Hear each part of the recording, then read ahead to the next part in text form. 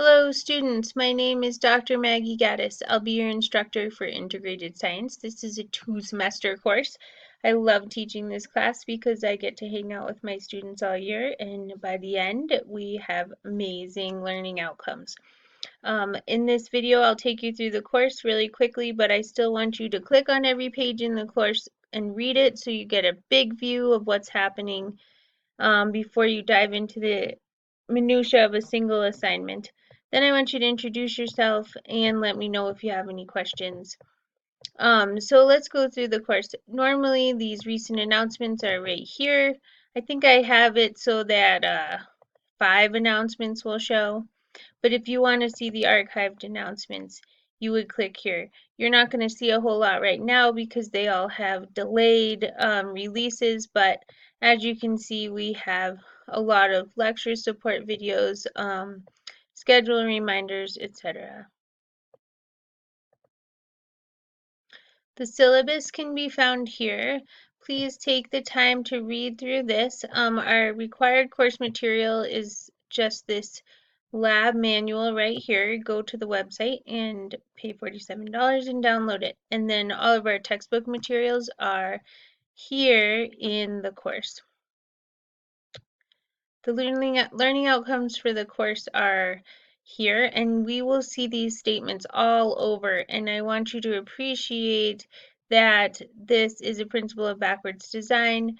This is how we design courses, from their objectives to their assessments to their learning activities, rather than just starting with, hey, what does the professor want to talk about? And going from there. We have a real plan for action in the classroom, and you will need to have that if you become a teacher one day. I'm going to describe all these assignments, but you can read about them here in the syllabus. The grading schema, class management here, and then we get into the schedule. So this is the master schedule. I recommend that you consult this frequently, potentially print it out. I will reiterate like each unit's information in an announcement, but it would be good for you to have a master copy of this.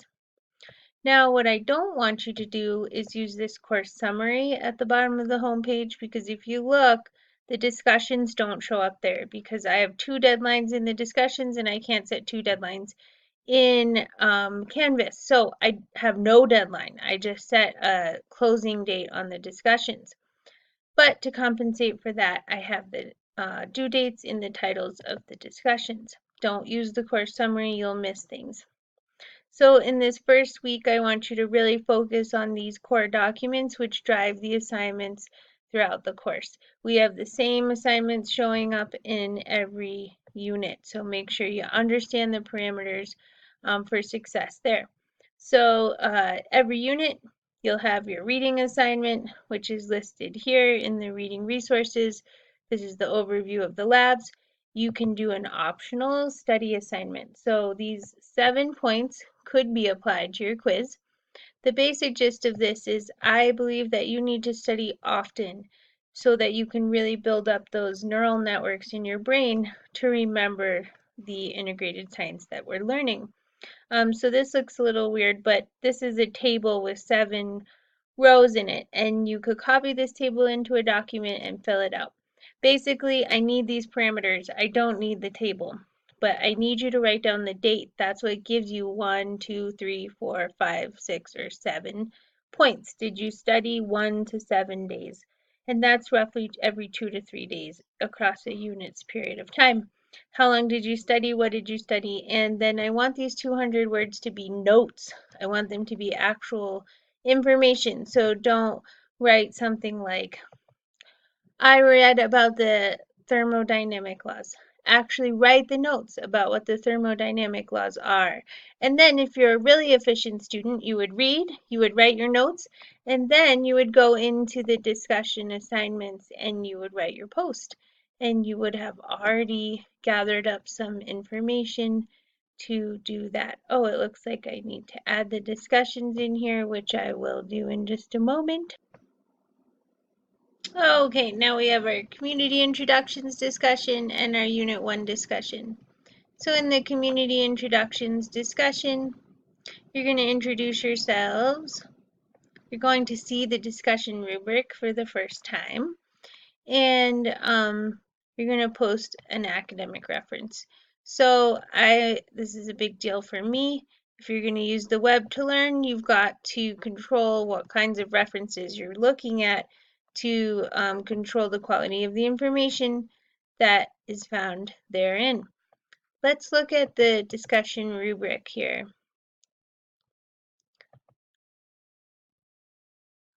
Okay, so I expect you to make one original post by the first deadline, and this contains thoughtful, substantive ideas about the topical outline and the learning outcomes.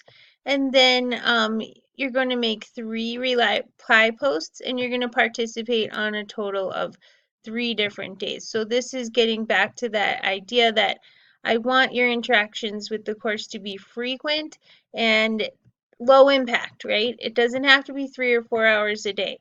But do realize that a 4-credit course is supposed to take you 2 to 3 hours per credit per week. You do the math, you get into taking 3 classes, you've got a full-time job. So do not shortchange yourself. Absolutely set yourself up for success, and make enough time to get everything done. And maybe don't put so much on your plate, something we all are really struggling with today. So look right here, there's your deadlines for discussion. They're not going to show up in the calendar. Now read this statement very carefully. I literally want you to choose one section from the textbook and discuss it. We've got these learning outcomes. We've got whole chapters, right? You do not need to write about a whole chapter. Just tell me, for example, what is displacement? And then maybe tell me one example of displacement that you could do in the classroom. And then you're going to go right into your reply posts, engaging your peers. And when you do that, I want you to really dig in a little deeper, give them another idea of a classroom demonstration, or lead them to the next logical information or the next thing you talk about in the classroom. And you could always ask questions and offer references. Okay, moving right along. So the discussions are extremely important because they help me to write the quizzes. So I literally have painstakingly written quizzes, and I continue to modify them all the time, where they used to be short answer, now they're open, or they're multiple choice. And I've taken student authored responses to all these questions and made them the choices in your multiple choice questions. So I'm going to ask you to choose the best, most detailed response that answers the question. And you'll see there that the discussion is like the central component of our classroom. Do not neglect it. I keep talking about these all-important pages of essential information about the course, and here they are in this link on the left side. Okay, I think I've gotten through everything. The last thing I'll say very compassionately is that I am here to help you. If you don't communicate with me, I can't help you. I don't like excuses. I like people to communicate right away with me when they foresee a problem, just as if we were in a professional environment together.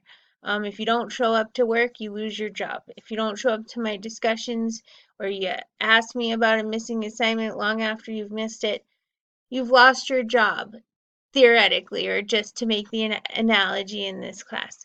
You've got to be communicative. That is the number one component to success in any discipline. So start with me. I'm a nice person.